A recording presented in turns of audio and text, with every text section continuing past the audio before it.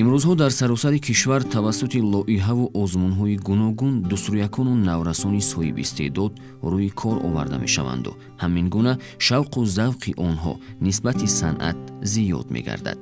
яке аз чунин наврасон худоидоди абдуҷаббор мебошад ки ба санъат шавқи беандоза дошта мекӯшад ҳамеша дар чунин озмунҳову лоиҳаҳои сатҳи ҷумҳуриявӣ дошта ҳунари худро санҷад. худоидоди абдуҷаббор 7 ноябри соли 2004 ба дунё омадааст. айни замон хонандаи синфи 8 мактаб интернати миёнаи махсуси санъати ҷумҳуриявӣ ба номи Миратулло Аттоев мебошад. ғолиби озмуни телевизиони Парвин дар соли 2017-2018 буда яке аз иштирокчиёни фаъоли чорабиниҳои сатҳи ҷумҳуриявӣ ҳам ба ҳисоб меравад.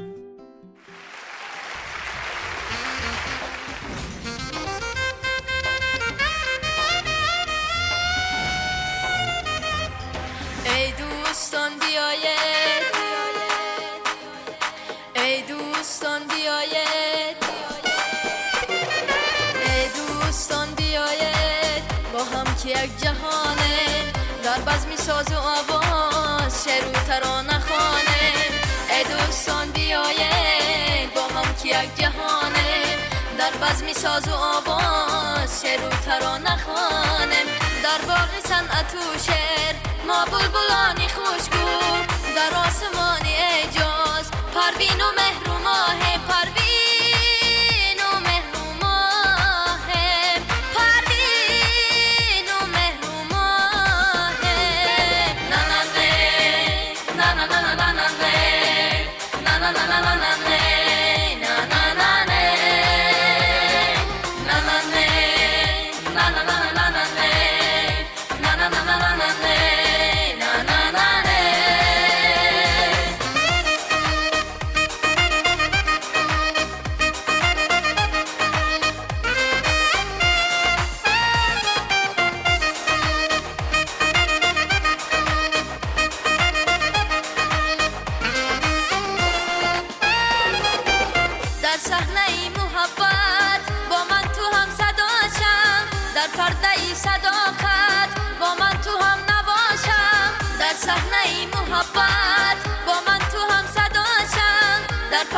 صداقت با من تو هم نباشه پروین و مهر و ماه شب پروین و مهر و ماه شب نه نه نه نه نه نه نه نه نه نه نه نه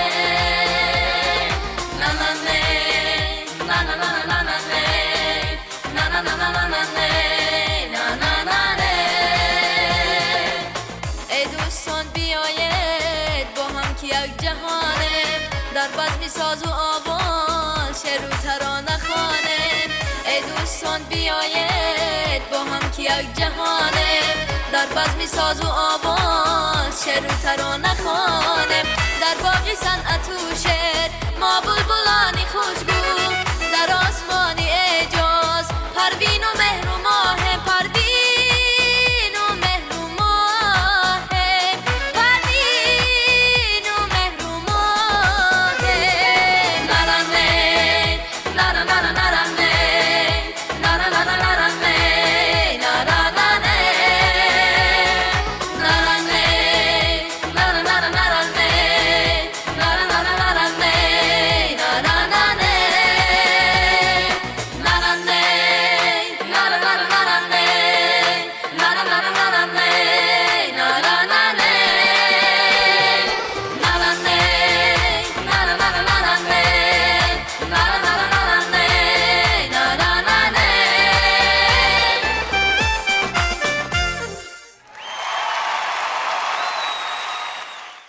салом худоидод шуморо ба барномаи ифтихор хуш омадед мегӯем. ташаккури зиёд. ман сараввал мехоҳам ки саломи худро ба тамоми тамошобинони телевизиони Баҳорисон расонам ва ман ифтихор аз он дорам ки дар ин барнома ҳамчун қаҳрамон иштирок мекунам. худоидод сараввал санъат гуфта шумо чиро ҳис мекунед ва бо кадом мақсад ба ин ҷода қадам наҳодед? санъат ин ҷодае мебошад ки дар дили ҳама инсонҳо ҷо гирифтааст ва дар ин ҷода ман хушбахтона қадам ниҳода истодаам ва кӯшиш мекунам ки ба орзуҳои кӯдакии худ расам. худоидод, рӯзҳои аввали масалан замзама намудани ҳар гуна сурудҳоро дар ёд доред? ҳангоми суҳбат бо ҳунармандони машҳур, масалан агар навозандаҳо суҳбат кунем, иброз медонанд ки аввалин бор вақте ки ба ҷодаи санъат қадам ниҳодем, хуб аз олотҳои рӯзгор истифода мебурданд, яъне навозандаҳо. Сарояндаҳо ҳам ҳамин гуна. Масалан шумо чӣ гуна суруд месароидед ва ҳангоми сурудсароӣ хуб ягон олотро истифода мебурдед ё на? ёд дорам ман дар синфи сеюмиам ки дар дили ман санъат ҷӯш мезад, ман роҳи санъатро пеш гирифтам ва якумин суруди хондагии ман ин душанбе мебошад. хуб 4 мисраи ҳамон сурудро замзама мекунед ин замон. туро сарсабзу зебо дидам имрӯз, миёни боғи гулҳо дидам имрӯз, фазои беғубори ошиқонро, фурӯзон меҳри дилҳо дидам имрӯз.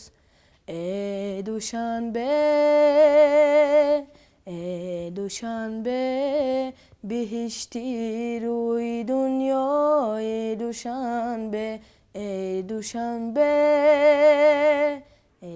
Душанбе аҷаб шаҳри дилорои Душанбе.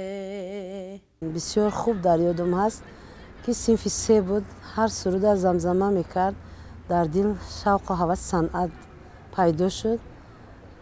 хайр ман ҳамчун модар дастгирӣ кардам дар ҳамин ҷода ки ҳамин фарзанди ман санъаткор шавад. мо оҳангсозон, бастакорон бояд ҳамин қадамҳои нахустини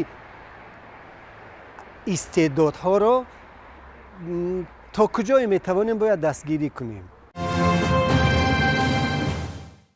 бисёре аз санъаткорон дар оилаи санъаткор тарбия ёфтанд ва аз ҳамин сабаб масалан ҷодаи санъатро интихоб мекунанд. дар оилаи шумо ҳам ягон нафар санъаткор ҳаст ё на?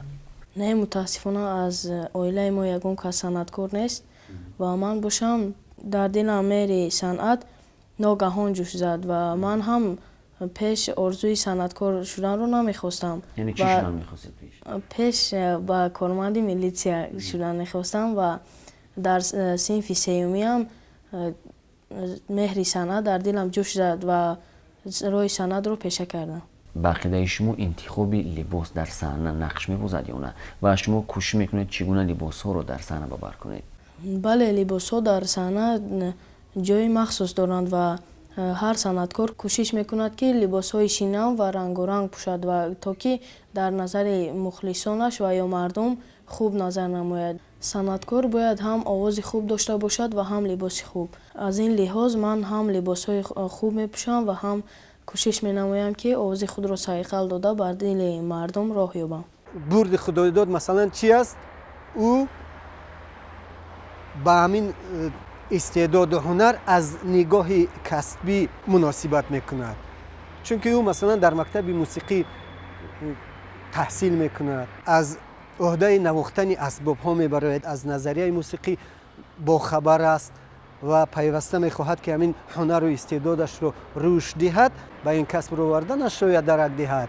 рости худоидод ман дар ёд дорам вақте ки пештар ба саҳна баромадед, хуб ким чӣ хел ҳисси тарс дар чеҳраи шумо дида мешуд, вале нисбати масалан рӯзҳои охир вақте ки ба саҳна бароед аллакай озод шудед. хуб сираш дар чӣ аст? чӣ корҳоро ба анҷом расонидед то ин гуна муваффақ шавед?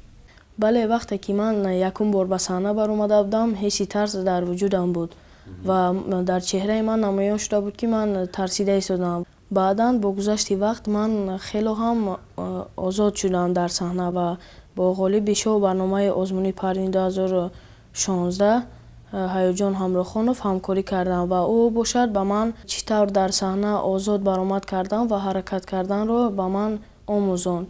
ман бори аввал бо ӯ дар як сабти телевизионии Баҳористон бо ӯ шиносоӣ пайдо намудам ва ман аз он хеле шод ҳастам ки ӯ ба мақсадҳои худ расида истодааст. мехоҳам дар оянда ӯ ситораи дурахшон бошад, номбардори халқу миллати худ бошад. худоёд кӯшиш мекунад дар баробари сарояндагӣ аз уҳдаи навохтани ҳаргуна асбобҳои мусиқӣ баромада тавонад. айни замон навохтани гитараро машқ мекунад. то ҳадди имкон ёд гирифтаасту метавонад якчанд навозишро иҷро кунад. инҷо мо мебинем ки ҳамроҳи худ гитара овардед. пас маълум мешавад ки шумо аз навохтани ин асбоби мусиқӣ ба хубӣ мебароед ё на?